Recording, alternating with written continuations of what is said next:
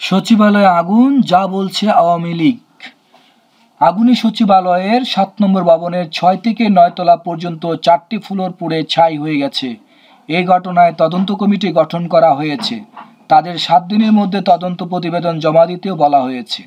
সচিবালয় এই অগ্নিকাণ্ড সাধারণ দুর্ঘটনা বলে মেনে নেওয়া যায় না বলে জানিয়েছে আওয়ামী লীগ।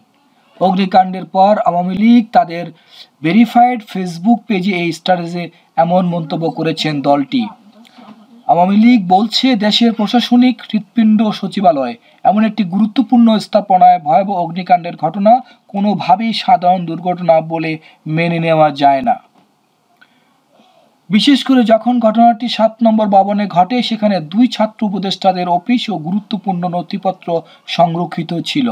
6 ঘন্টা ধরে 8টি মন্ত্রণালয়ের অংশ পুড়ে ছাই হয়ে গেলেও দায়িত্বপ্রাপ্ত উপদেষ্টারা সেখানে আসেননি বলে অভিযোগ করে আওয়ামী লীগ। তবে ঘটনাস্থল পরিদর্শন করেন যুব ক্রীড়া, ডাক টেলিযোগাযোগ, গণপূর্ত, সমাজ কল্যাণ, স্বরাষ্ট্রসহ বেশ কয়েকটি মন্ত্রণালয়ের উপদেষ্টারা।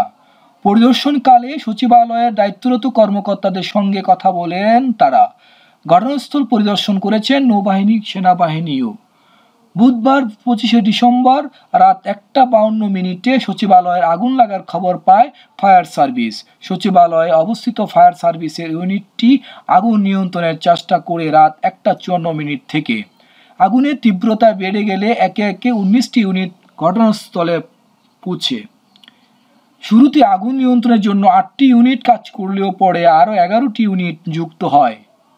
সচিবালয়ের 7 নম্বর ভবনের 6ষ্ঠ, 7ম, 8ম ও 9ম তলায় ছড়িয়ে পড়ে আগুন। তাৎক্ষণিকভাবে আগুন লাগার কারণ বা ক্ষতির পরিমাণ জানা যায়নি। তবে 7 নম্বর ভবনে থাকা নথিপত্র পুড়ে ক্ষতিগ্রস্ত হয়ে থাকতে পারে বলে ধারণা করা হচ্ছে।